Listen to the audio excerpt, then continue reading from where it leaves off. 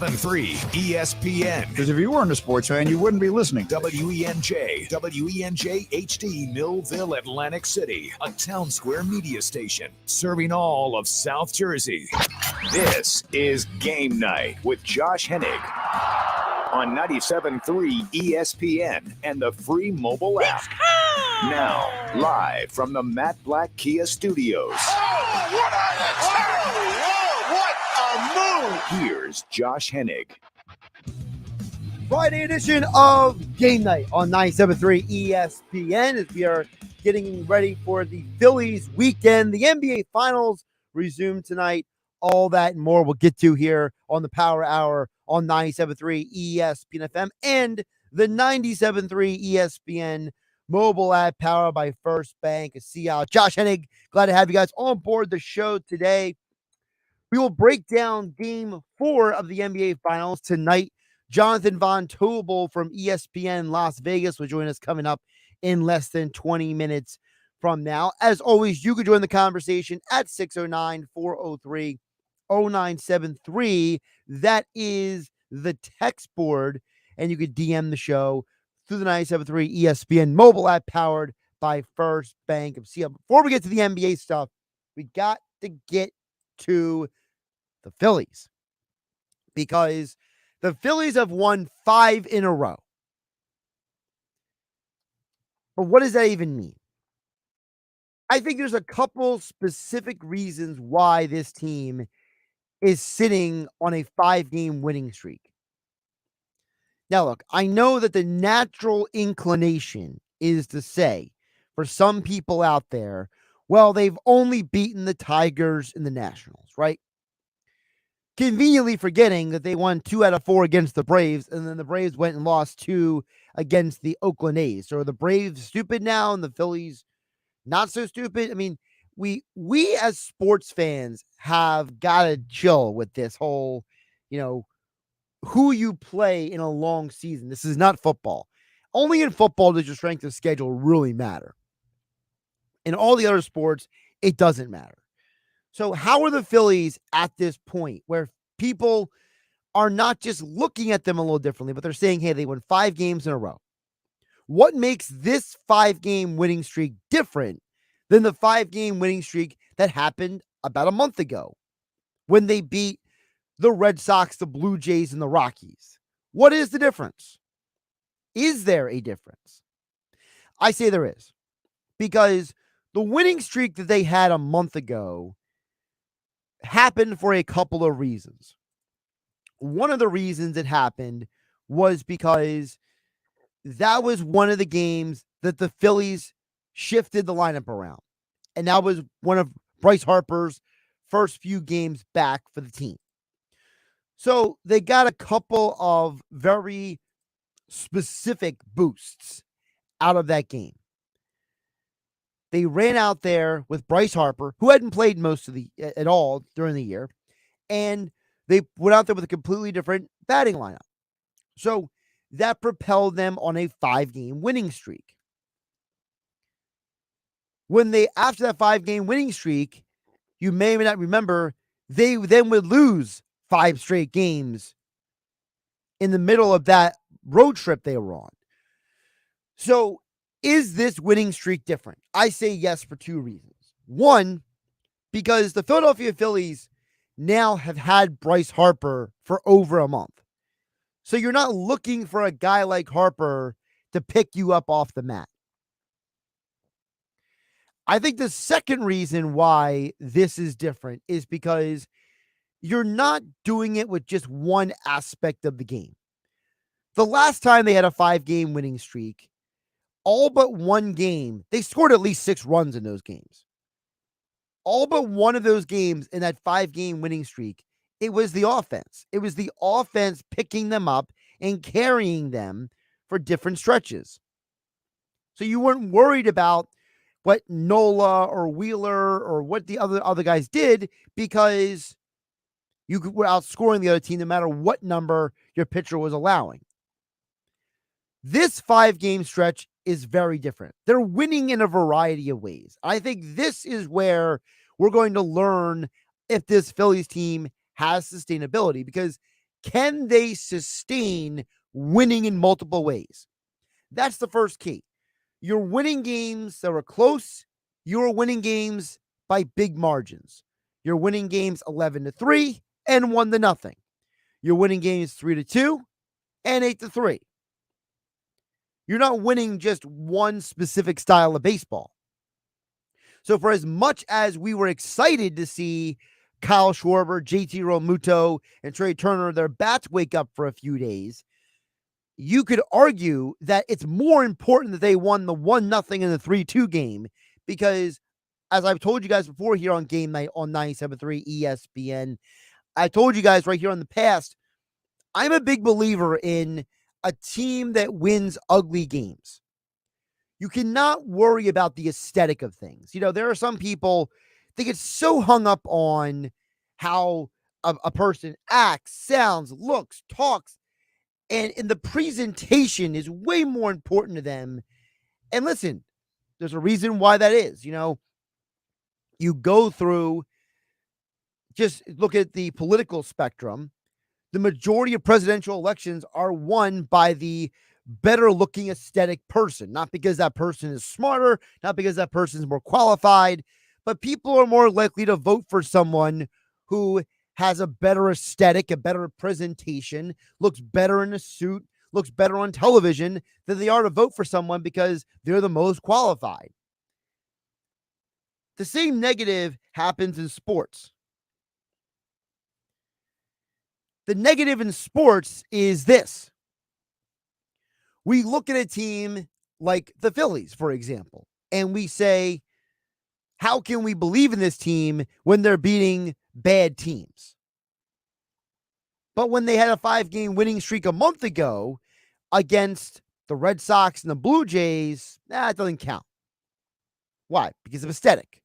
People look at the Phillies and still begrudge them because they're not doing it aesthetically the way they would like to do it. People did the same thing to a team like the Denver Nuggets.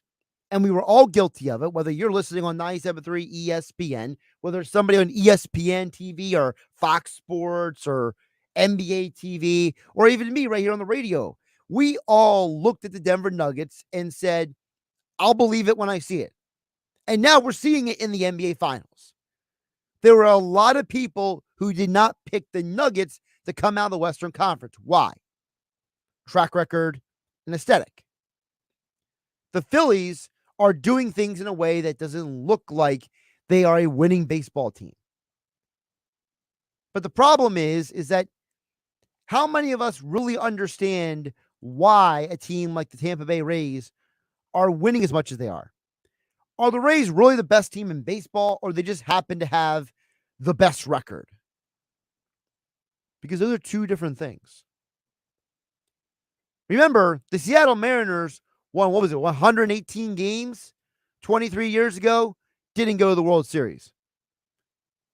Golden State Warriors win 73 games, can't win the NBA championship. Boston Bruins, all-time record in regular season wins, can't get to the Stanley Cup Finals. Why?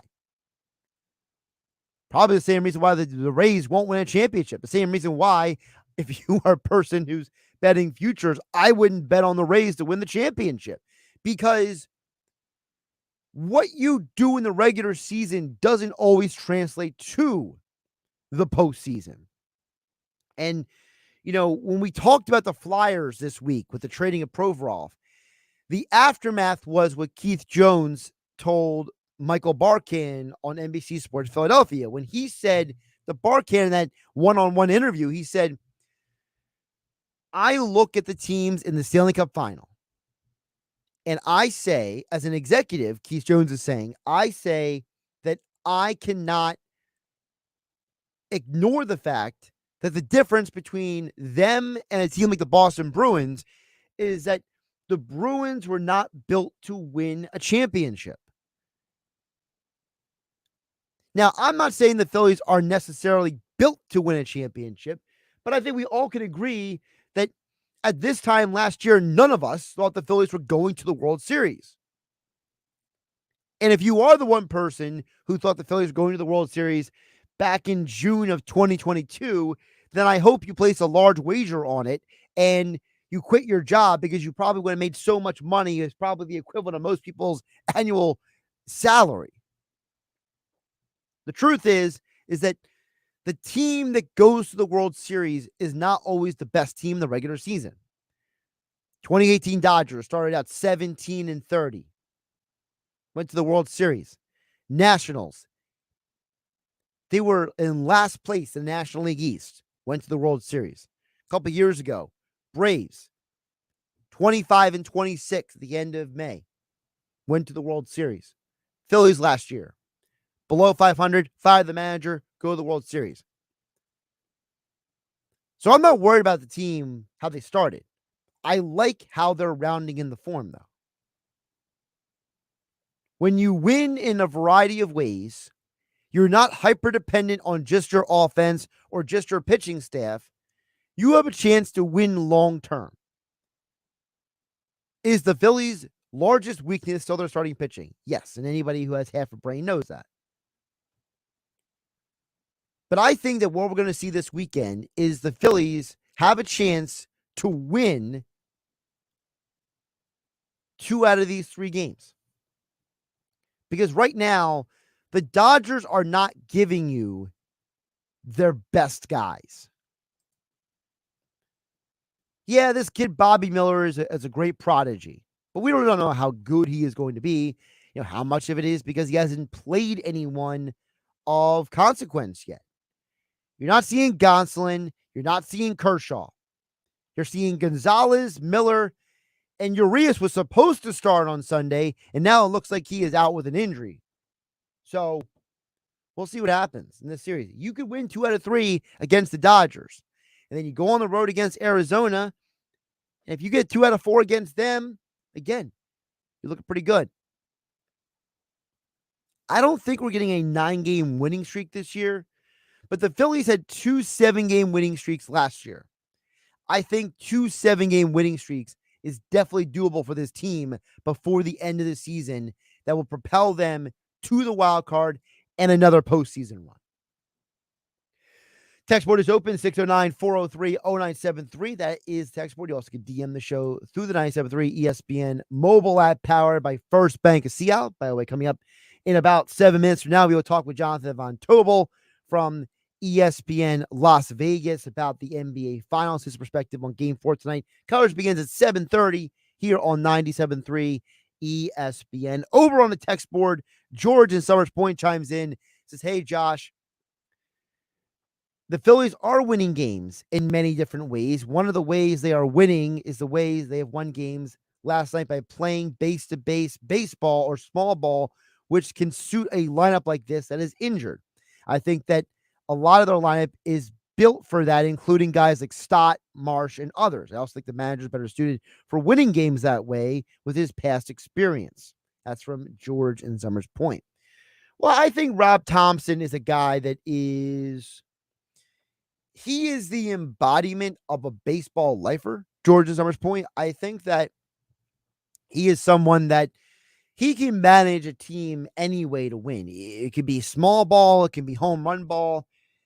I think Rob Thompson is not specifically interested in winning a specific way or his best skill set is for a specific style, because I think Rob Thompson has shown us that Rob Thompson is the kind of manager that is about managing the players than he is about managing the game on the field. Not that he can't manage the game on the field, not that he's incapable of doing that. It's the idea that Thompson tries to put the players in a position to be successful. And I think that's his greatest attribute. Now, you are right. In theory, guys like Turner, Stott, and Marsh, they are better built for small ball.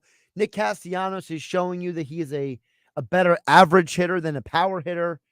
So you do have guys in this lineup that do have a ability to play small ball.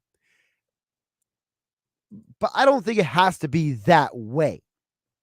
I think what you have seen in the last few games with the 1-0 win and the 3-2 win is that when this team is getting timely hitting from guys like Cody Clemens, it shows you that they have the right mentality at the plate, that they have the right attitude about the game as a whole.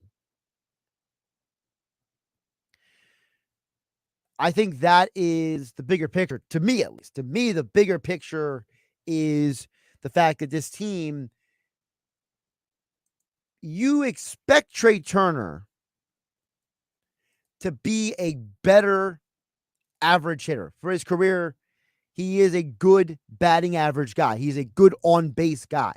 So the fact he's not doing that so well right now, is it concerning? Yes. Is it the end of the world? No, because Nick Castellanos struggled last year. Then he had a scorching hot month of August compared to the rest of the year.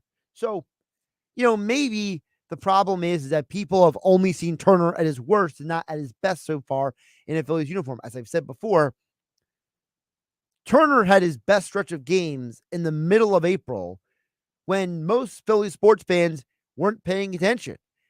Sixers getting ready for the playoff run. Eagles getting ready for the NFL draft.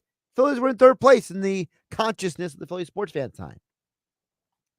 Thank you, Jordan Summers Point, for chiming in. And of course, you guys can chime in as well on the text board. But coming up on the other side, we'll get into the NBA Finals. Game 4 tonight with Jonathan Tobel next here on 97.3 ESPN FM and 97.3 ESPN mobile app powered by First Bank of Sea Isle.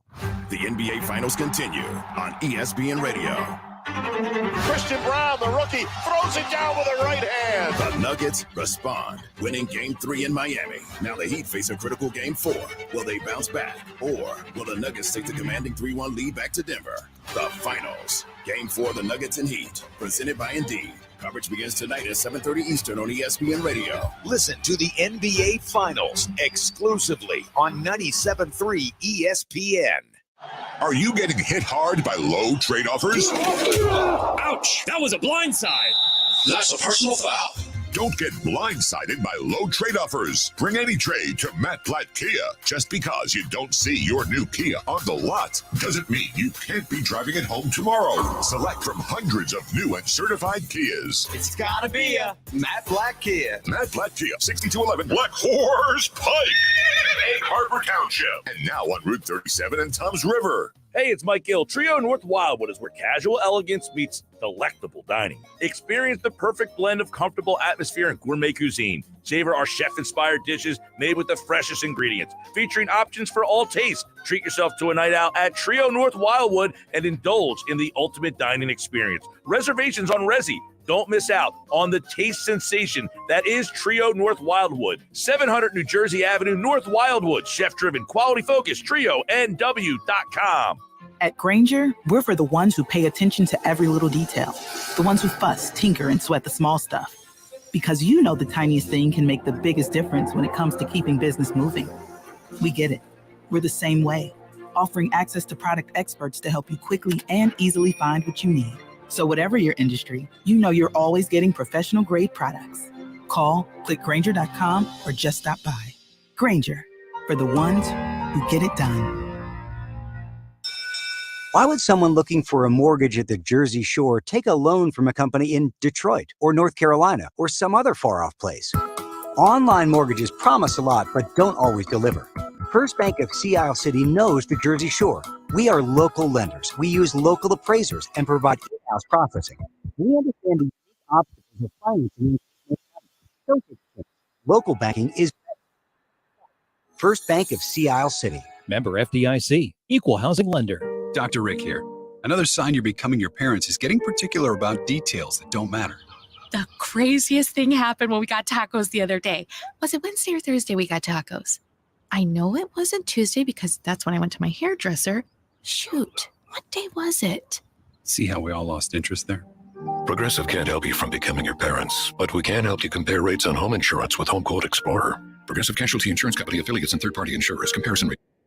Your situations, prices vary based on how you buy. You're listening to Game Night with Josh Hennig on 97.3 ESPN and the free mobile app. Don't forget Game Night being brought to you by friends at Jenkins & Sons. For over 40 years, Jenkins & Sons has been the one call to do it all. No need to call the drain guy, the heater guy, or the plumbing guy. Just call Jenkins at 609-641-6440. Ask about interest-free financing online at jenkinsandsons.com. NBA Finals Game 4 is tonight. You can hear it right here on 97.3 ESPN.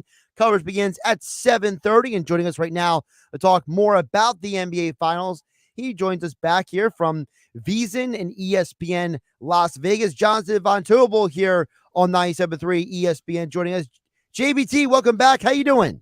I'm good, man. How are you? I'm excited. I can't wait to watch tonight. I think this has been a fun and exciting series. I love the intricacies of it all. It's been great, so I'm feeling good. Now, you mentioned the intricacies, easy for me to say. For you, what has been the biggest part of this series? I mean, is it Jokic? Is it Murray? Is it, Miami Heat not be able to make a bucket sometimes? What is it for you? For me, it's Denver as a whole and the way they're operating offensively. We're playing these games, or we're seeing these games get played at an insanely slow pace. Right through 3 games, we're talking about an average of about 90 possessions, just over that. Game 2 only had 86. So on the surface, you're seeing some of these games, just barely cracking 100 points for the Nuggets. You would think that, hey, they're not playing that well. In terms of efficiency, the Nuggets have been incredible. For the series, they got an offensive rating of 119.2 in non-garbage time. In 2 of the 3 games that they have played, they've had an offensive rating of just about 120. They've been awesome. And even in the first game where they struggled as a whole, final offensive rating for game 1 for Denver was 112. In the first half, they had an offensive rating of 131. So for the vast majority of this series, the Nuggets have been playing very well on offense. And that's been while their shooting has struggled. A lot of it has come in the paint and at the rim. They've really taken advantage a lot of what the Miami Heat have put out there. The zone defense hasn't really worked for the most part. It's just slowed things down. I've been really impressed with what Denver's been able to do, because while the series is being played at a slow pace, they're making the most out of their possessions, and they've been insanely efficient. And I think that's been the difference. It's why they're up 2-1 in the series right now. What can Miami do to change that dynamic? What can Miami, if anything, does Miami even have what it takes to change that dynamic? Maybe it's a better question. I honestly don't think so. I think if you're Miami, your goal is going to be outscore Denver as opposed to stop them. You just look at some of the changes. For example, they go to Kevin Love in the starting lineup for the last 2 games. Well, that allows you to put Jimmy Butler on Jamal Murray, so it trickles down your defense where you can put your best defender on ball on their best backcourt player. However, that doesn't really work because this is still a somewhat smallish team. Kevin Love is not the overtly physical rebounder that he once was. And so you get instances where, like in the last game, Aaron Gordon's got 3 different Miami Heat players draped all over him, and he still finds a way to get 2 offensive rebounds and some second chance opportunities in just one single sequence. And we had instances like that throughout the entire game in game 3. I just think when you look at the way that Eric Spoelstra has tried to handle things, different lineups, different minutes for different guys, trying to see whatever sticks when he throws it against the wall, there's just not that much there, I think, for Miami. So I don't think the route should be to stop Denver. The route for Miami needs to be outscore Denver, much like they did in game 2. Game 2 was a low-scoring affair, but Miami still had an offensive rating of 120. And in the fourth quarter, they had the single highest offensive rating for a quarter that we've seen in any game this season, regular and post. That's how you're going to do it.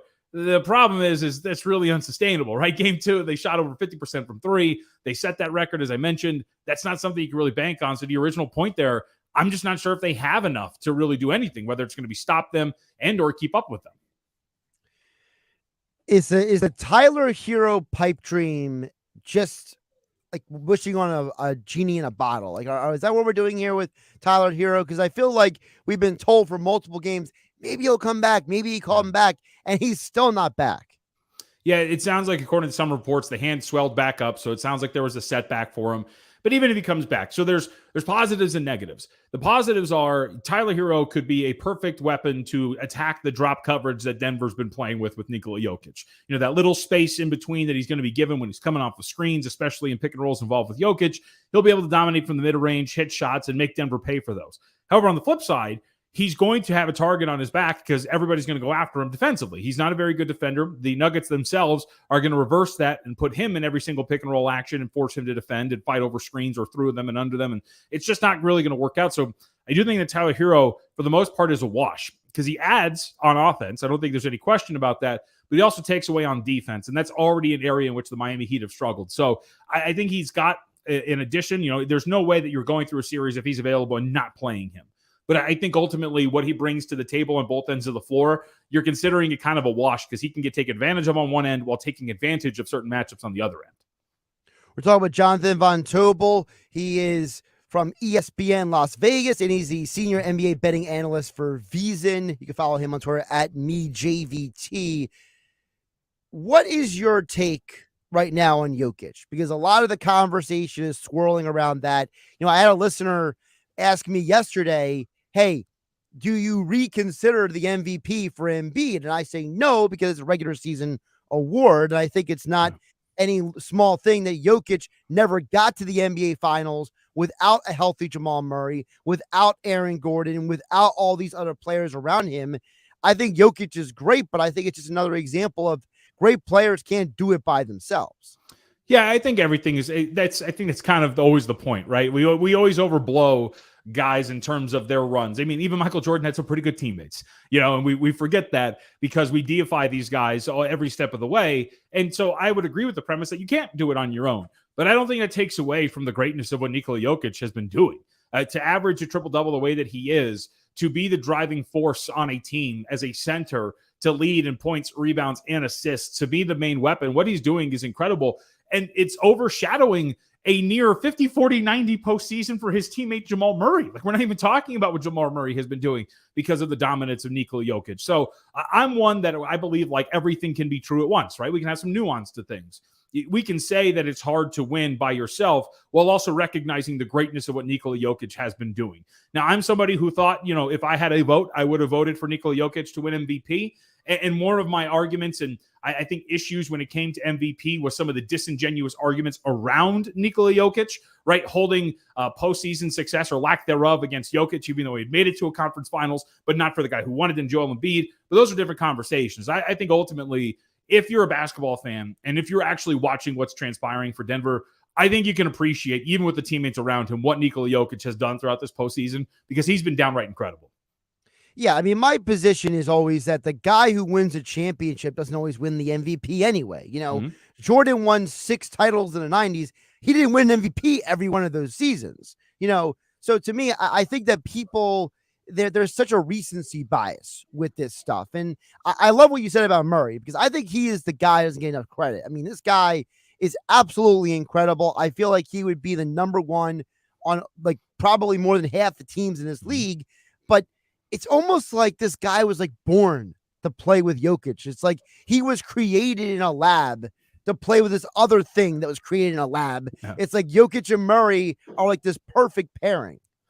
No, they are. I mean, I think right now, I don't think there's any argument. They're the best two-man game in the NBA. Like a Jokic pick and roll with Jamal Murray. And either way, like they'll run inverted pick and rolls where Jamal Murray is screening for Jokic. Like they're incredible with what they're able to do with one another. Yesterday too, many of their assists were actually to one another. And they both finished with double-digit assists. Like they're an incredible kind of pair and they fit perfectly together. And I think they are. Like they're the best two-man game in the NBA right now. I don't think there's any real question about it. And Murray is brilliant. I've loved Jamal Murray since he came out of college. I thought he had a really high ceiling. When you look at his background, some of the crazy stories, if you remember when they were making that bubble run, there was a story that came out that his father, when he was training him, would put him out in the cold and have him do like squats or, those electric chairs with a cup of hot tea on his knee so that he wouldn't spill it.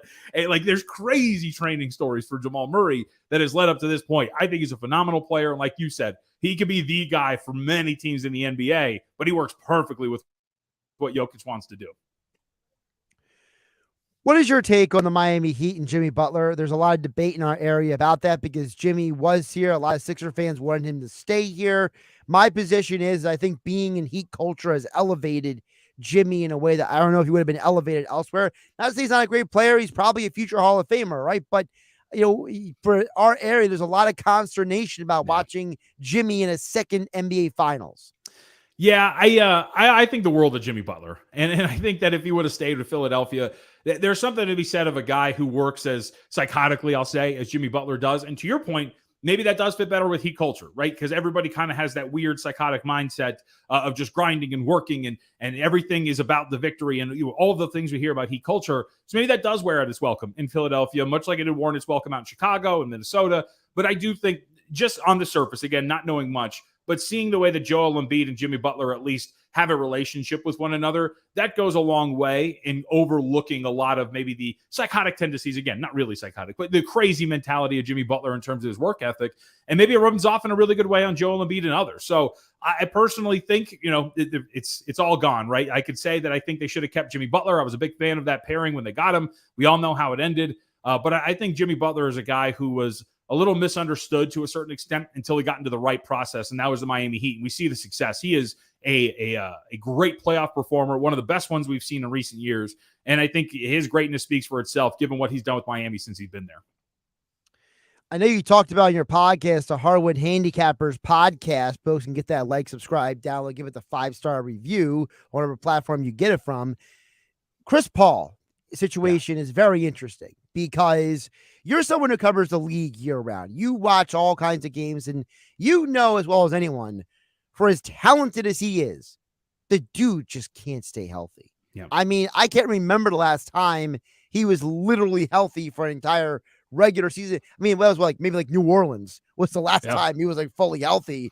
So what do we do with a guy like that? Because fans in Philadelphia, they're saying trade James Harden for him, get rid of James Harden.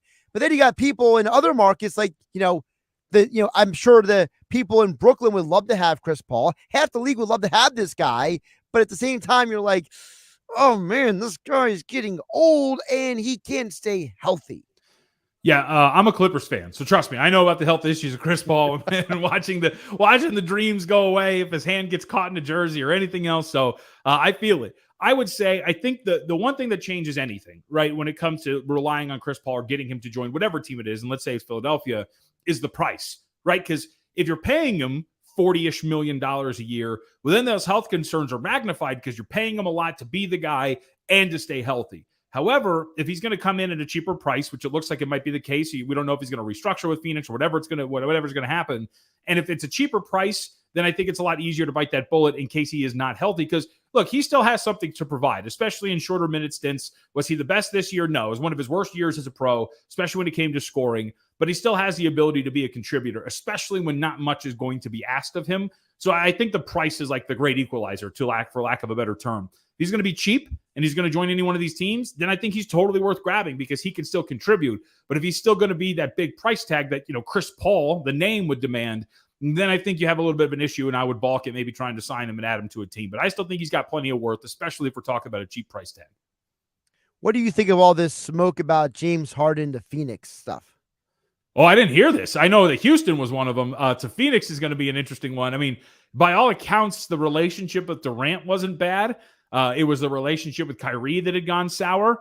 And look, I know that I think actually there's probably should be some goodwill in that area, right? Considering he won 2 games for them in the postseason in that series against Boston. But I still think that there's something to be had for James Harden, especially when you're talking about like a third role, right? If he's going to be just the facilitator, the lead guard, where Kevin Durant and Devin Booker are going to be able to do their thing, I think that's something that he can contribute to, and I think he can contribute to it well. I mean, when you go back to this year with Brooklyn, when there was all 3 of them together, they were great. They were absolutely fantastic statistically. It's just that we know they could not stay on the floor for any number of reasons. So I think there's something there. Again, price tag, I think he's searching for a lot. And with the new CBA rules coming into effect, right? Yeah, next year, I don't know if that's a path you want to go down because you restrict yourself quite a bit if you add James Harden. But I think basketball-wise, I think he would fit with Devin Booker and Kevin Durant. Well, since I'm also a producer for the show that comes on before me, and I'm the host of this show on GameNight here on 97.3 ESPN, I'll play you the audio from Ramona Shelburne here because she was on ESPN Los Angeles the moment that Chris Haynes made the report, and they asked her about it live on the radio, and this is the audio that's been going around. They don't do that unless they feel pretty good about somebody else, and I want you to keep your eye on James Harden.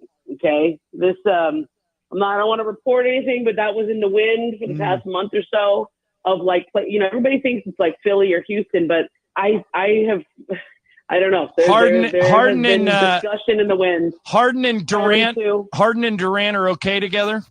Totally okay. Remember they flew to Europe and hung out in London last summer, and then there's also the Kyrie of it all too. Okay, this is the thing about Phoenix. Everybody wants to play with Devin Booker. He is like the perfect guy to play with because he doesn't suck up all the oxygen in the room. He's really good. He's a great shooter. and he knows how to be a good teammate. Like, he's already proven he will take Kevin Durant onto his team and Chris Paul onto his team. Your reaction to that? So I would say initially, if it's on the heels of the Chris Haynes report, the Chris Haynes report was that he was getting waived. Then there was more details about, not maybe pump the brakes. Like maybe he's going to restructure. So maybe it's not going to happen. But I'll say what's interesting is, with Frank Vogel there, Frank Vogel with a defensive background, having a core of Devin Booker, James Harden, and Kevin Durant would be pretty fascinating to watch in terms of how they're going to operate on defense. But I wouldn't put it past him. Look, Ishbia has shown, their new owner, that he wants to make a splash. He went and forced that hand in terms of going to get Kevin Durant. He got Monty Williams out of there. He's got his fingerprints all over the team. It wouldn't be surprising if it happens, only because it does seem that Matt Ishbia is determined to get this thing done and get it done quickly. And that would be a very big move to go and add James Harden if that's going to be the case. Doesn't Matt Ishbia give you like George Steinbrenner vibes? Yeah, I guess. Yeah, I could see that. I think I'm not a fan of owners that are like super hands-on. You know what I mean? So I'm a Clippers fan, for example. Steve Ballmer's a wackadoo. He's nuts. But by all accounts, all it is like, oh, just tell me what you need. You guys can do whatever you like. I believe in whatever this front office is going to do from an executive and player standpoint. It doesn't seem to be the case with Ishbia. And that's the one thing where if you're putting your fingers too much where it doesn't belong, as an owner, at some point you got to let your guys do the job. And I don't know if he's going to do that, and that doesn't leave a good taste in my mouth. If you are predicting where James Harden, like let's say, you had to set the odds where Harden's going to end up, what are you doing with his future? I think so. I think Philly would be a small odds-on favorite, and I still think there's actually some markets out there that have him as about $1.40 favorite to land James Harden. Houston's going to be up there at about like plus 150 or so. And then, of course, you're going to throw in Phoenix as well, just given the report from Mona Shelburne. We can only go off of that information, and she's a accredited reporter. So I think those are probably the three in that order. I still think Philly, like if you're the 76ers, you've got to get the full court press. You gave up assets to go and get him. You got to get him back on the squad, because if he goes, now all of a sudden you're looking around, you're like, well, free agency's not that great. Who are we going to go get, like Fred VanVleet to take his place? Like there's just not a ton in this free agency class or a lot to work with in the trade market. So I would make Philly the favorite to retain him. I would still say that that's going to be the case. And I know Shams Charania had the report, I think 2 or 3 days ago, that he's really torn between Houston and Philly. The chance to win a title, I think, is going to really allure James Harden to get him to stick around. He's such a weird guy, though. I mean, like he I've heard multiple people bring this up who covered the league that like nobody really knows what James Harden wants in life. Like he's such this like odd individual, and like, he's got his restaurant in Houston. He's got the wine line going on. He's all about the fashion. And, in Philadelphia, that don't swing, man. Like in Philly, people love Jalen Hurts because he's all ball. You know what I mean? And like guys like Harden, like, I don't know if Harden would want to come back. Like I heard Charles Barkley say on a podcast, he said he's like James Harden doesn't make sense in Philadelphia. Yeah, I mean, I think he makes sense from a need, unless, for example, like the smoke is starting to rise around Damian Lillard.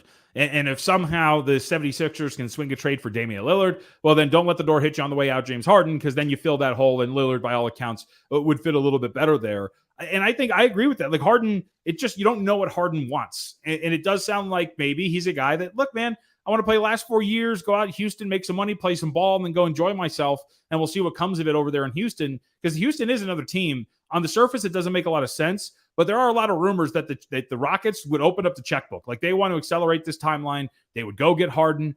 They would go and pursue a lot of different guys like Austin Reeves and others. I think that Houston wants to accelerate their playoff push as well, and that would mean Harden and a bunch of veterans coming in too. Brook Lopez was named among some of the guys they might go get. So maybe he wants to go there because he realizes that they are going to kind of push the pedal to the metal and try to get some guys and compete, and maybe he thinks that that's a good window in a wide open West.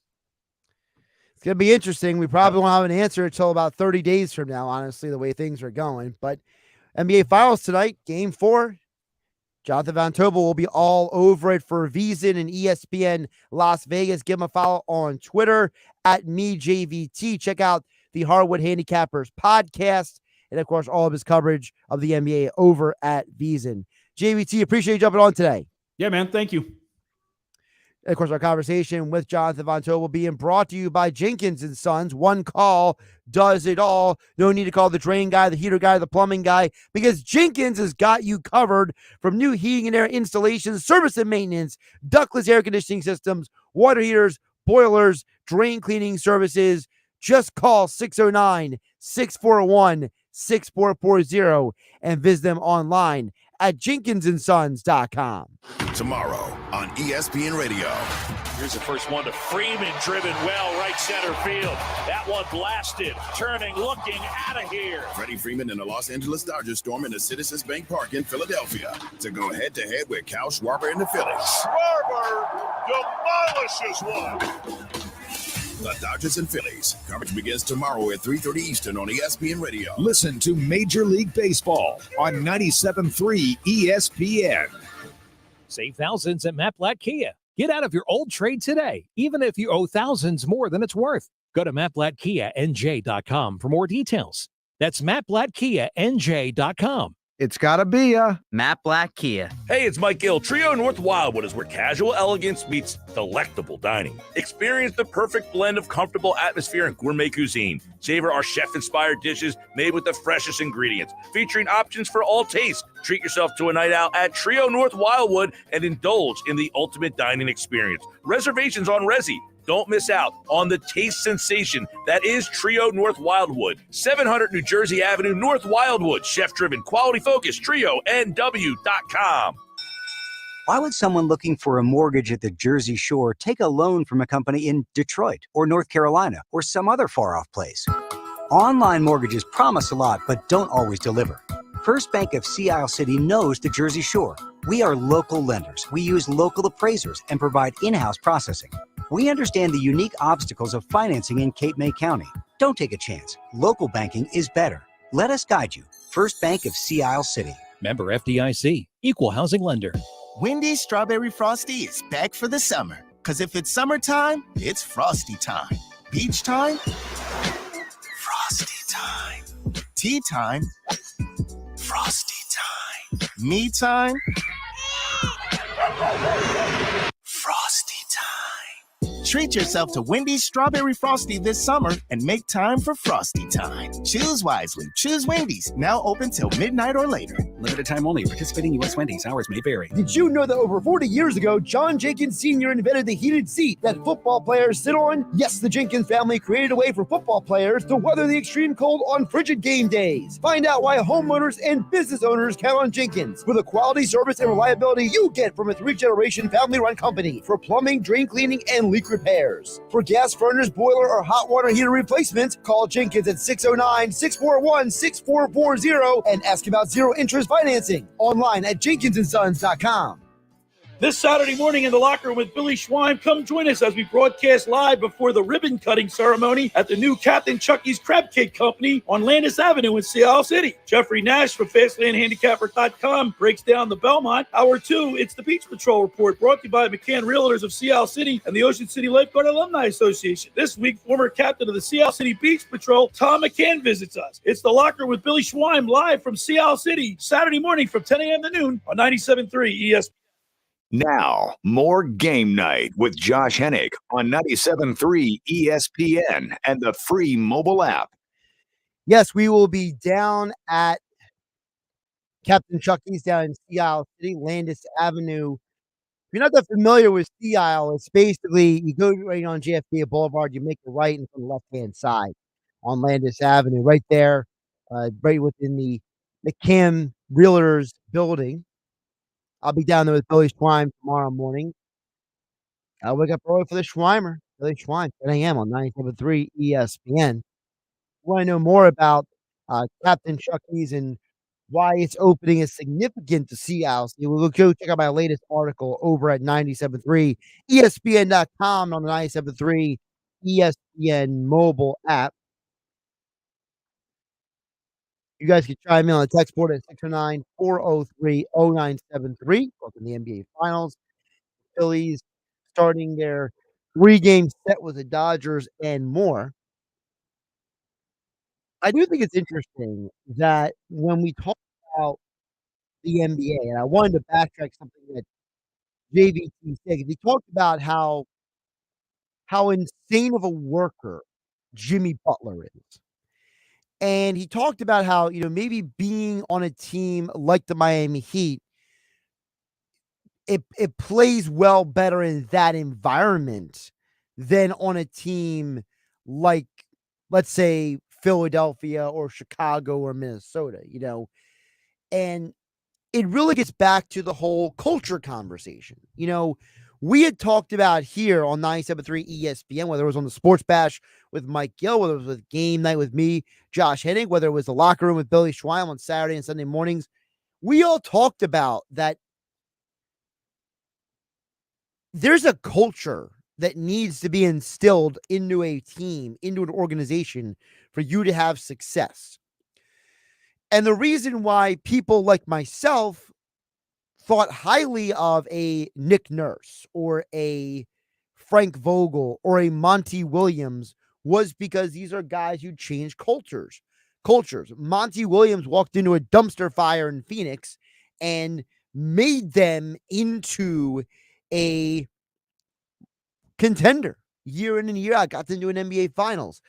A guy like Frank Vogel took a Indiana team that probably should not have made the conference finals multiple years, and they went toe-to-toe with LeBron James and the Miami Heat.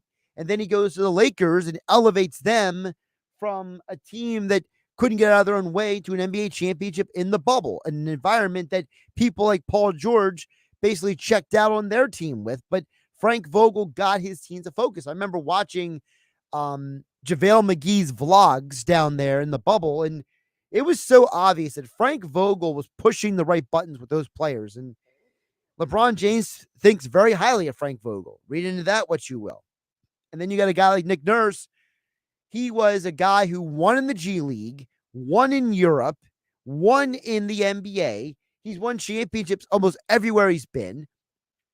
And he's someone that finds a way to win with whatever version of a roster you give him. So you look at a team like the Miami Heat, the reason why they're standing where they are is because of the culture, because of the environment that has been instilled from the top of the organization down. Eric Spoelstra has been empowered by his boss, Pat Riley, to coach and execute the team a certain way. Pat Riley has been empowered by the owner to run the organization a certain way.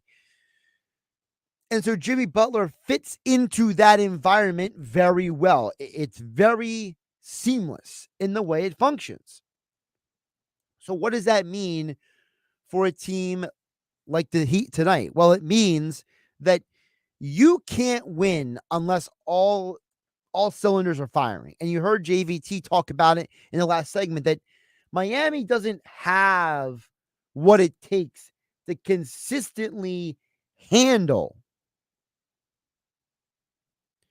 what the Denver Nuggets are bringing to the table. And on the TV behind me, they're asking the question, Jokic and Murray are the best duo in the NBA Finals since who?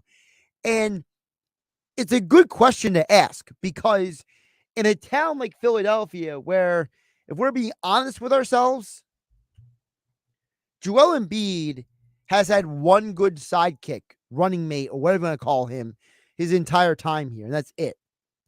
It was just Jimmy Butler. No one else has been a productive, good running mate for Embiid except for Butler. Ben Simmons never met his potential and in some parts was obviously overrated. James Harden had serious limitations as a ball player, whether those are mental or physical. We can debate that till the cows come home, but it's just a reality. So outside of that 6 months with Jimmy Butler, Joel Embiid really hasn't had a great running mate. Well, the reason why we're talking about the Nuggets winning an NBA Finals is because of Jamal Murray, because he's a perfect complement to Jokic. Embiid doesn't have that guy. Now, I didn't hear who they were pointing to as the best duos in the NBA Finals, but that's a long list of who are the best duos in the NBA Finals. I'm sure that if you want to go far, if you are over the age of 40, maybe you point to Dr. J and Moses Malone. If you're under the age of 40, maybe you point to Jordan and Pippen. If you're under the age of 30, you probably point to LeBron James and Dwayne Wade. Or maybe you're pointing to Steph Curry and Klay Thompson. You can't really point to the Warriors, though, because they're not really a duo. They're more like a trio with Thompson and Green and Curry. Can't say LeBron and Kyrie because they only really did it for 1 year. So I say LeBron and Dwayne Wade are probably a duo. A lot of people point to you. You can't say Kobe and Powell. Shaq and Kobe won 3. Like, that was Kobe before he became elite Kobe. So, I mean, if I had to rank the greatest, in no particular order, the greatest NBA Finals duos, Jordan Pippen, Magic, is it Magic and Kareem or Magic and Worthy? Maybe someone could text in and, give me a ruling on that at 609-403-0973. Bird and McHale, they got to be up there. Isaiah and Lambeer, they got to be up there.